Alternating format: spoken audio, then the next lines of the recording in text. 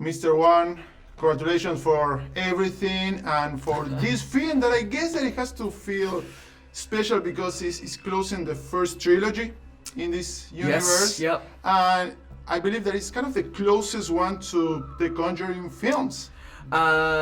Yes, because Patrick and Vera are in it. Yes! That's the most direct connection between this and the Conjuring films. And also, honestly, because, finally, Annabelle comes home. Absolutely. To the Warrens' home. And most people were introduced to Annabelle by the first Conjuring, where, they saw, Annabelle in the haunted artifact room. And the fact that, we're finally able to sort of close that loop is actually really cool.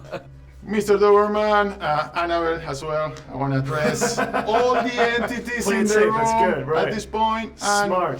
the baby is coming home, and was there something in particular that behind the scenes you were kind of eager to tackle, and you saw other people directing, again, kind of your creature? I said, okay, when I get the chance, I'm gonna do this.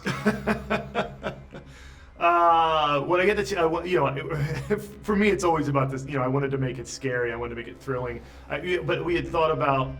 I think we thought a lot about. We explored the mythology of the doll in creation, and this one, James and I talked a lot about Judy Warren and what it must be like to grow up in this house with this room filled with all these artifacts, but also be the daughter of Ed and Lorraine Warren, and you have to share them with the public. And once the secret gets out of what they do for a living, really, with the family businesses, as it were. And I thought about a lot. When you're a kid, you want to be anything but different. And when other people find out what your parents do, it really makes you feel. They immediately see you as different. And I really wanted to talk about how maybe it's not different, but maybe it's special. Maybe and see your differences as being special as opposed to just being different. Is there one, I don't know, main advice or lesson that you share with first-time directors for horror in particular?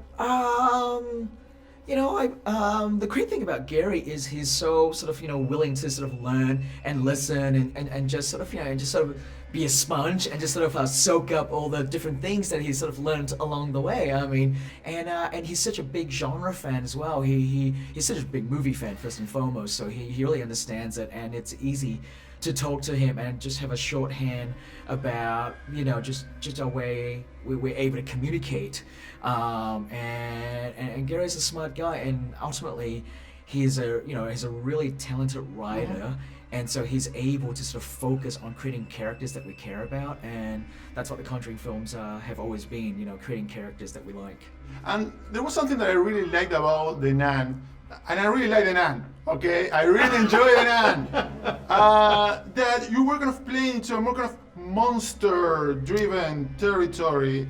And I see in this film this merge kind of, yes, we have kind of the traditional kind of ghost story elements, and we have the monster element as well. I think with the Nun, Korn really went out. It really embraced that Hammer style of horror filmmaking, which just made it feel different from all the other movies, which I really dug.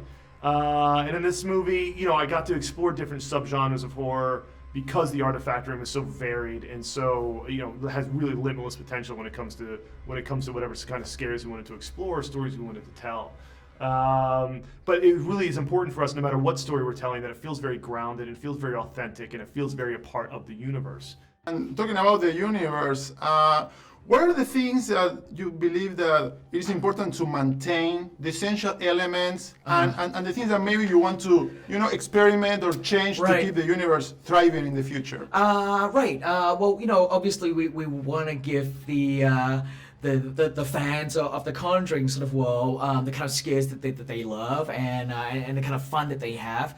But one thing we always try to do is we try to make each of our spin-off films just different enough that they have a different flavor, that they have a different tone of their own, and they kind of need to be, like you said, it just helps to keep things fresh.